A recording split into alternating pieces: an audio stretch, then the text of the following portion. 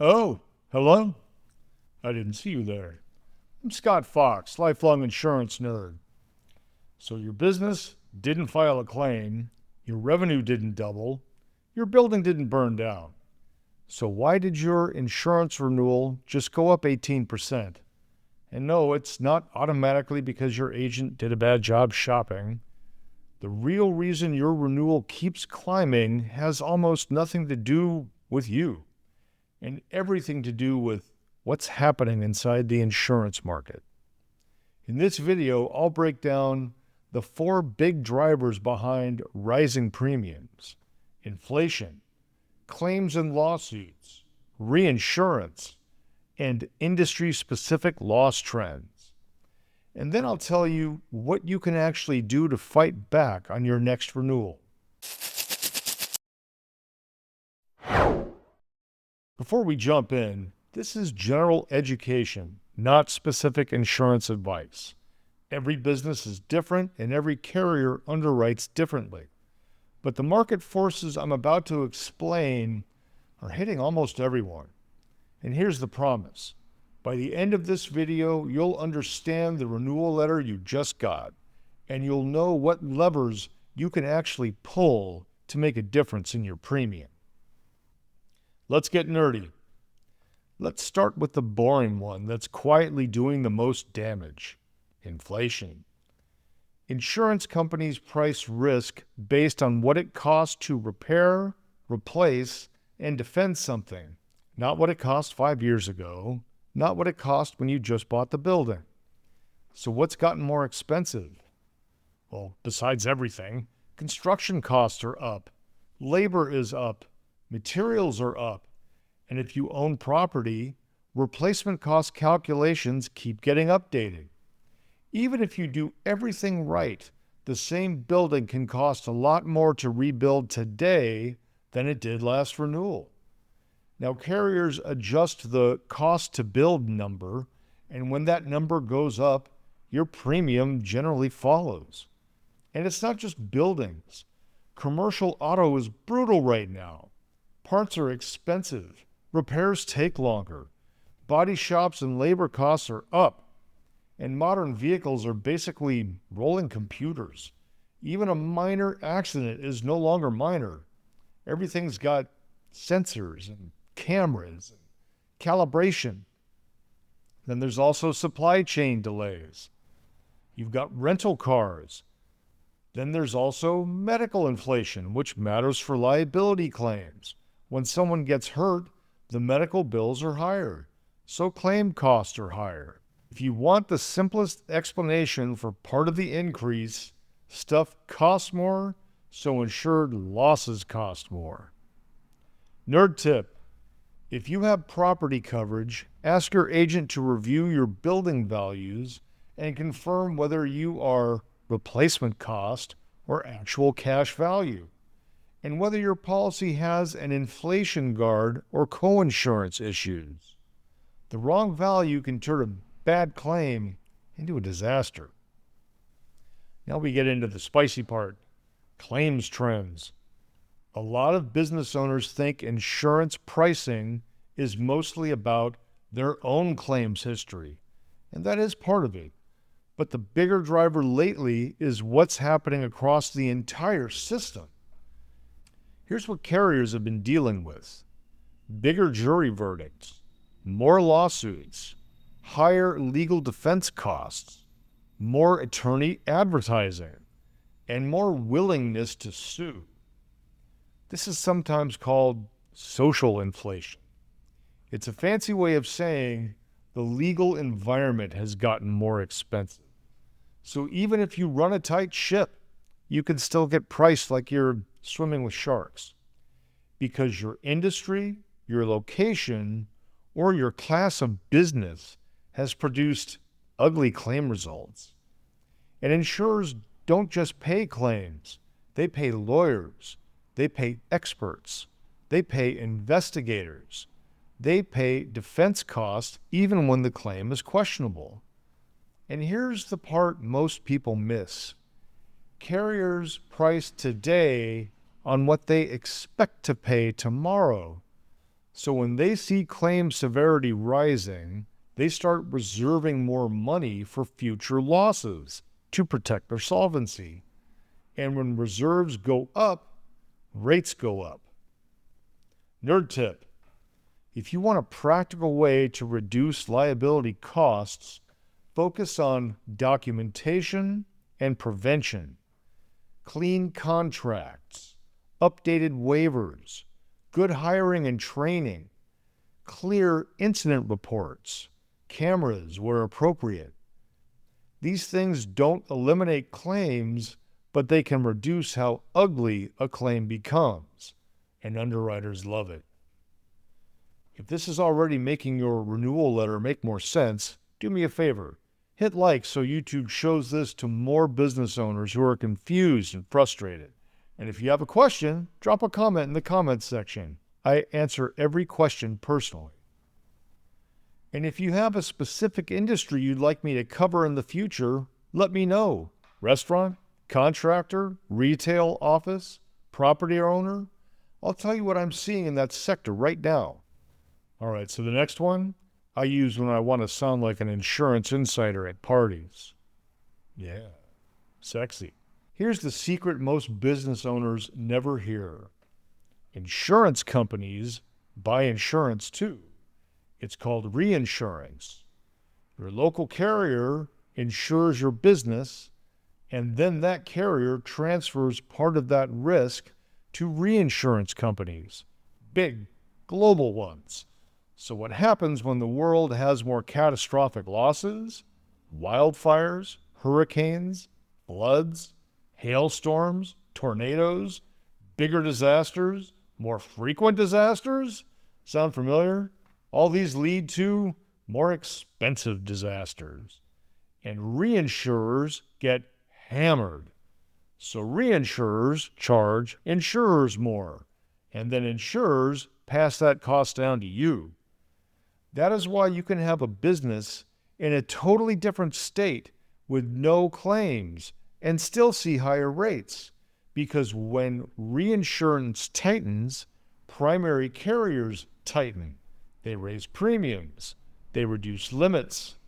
They increase deductibles.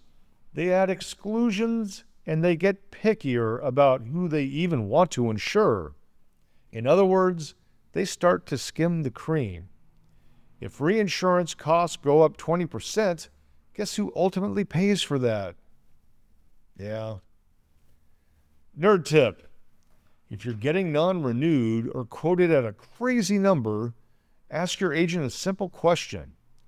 Is this carrier pulling back because of reinsurance and appetite changes? Sometimes the best move is not fight the quote. It is change the carrier. It's also one of the advantages of going with an independent broker. If a certain carrier is getting sour on a particular industry, they've got other carriers to move to. If your agent only represents one carrier and that carrier sours on your industry, in other words, starts raising rates to make up for losses, they're going to encourage you to stay. Now let's talk about something that feels unfair, but it's reality. You might be a great operator, but your industry might be having a rough year. Carriers don't just price you, they price your class of business. A few examples. In hospitality, we've got assault and battery claims going through the roof.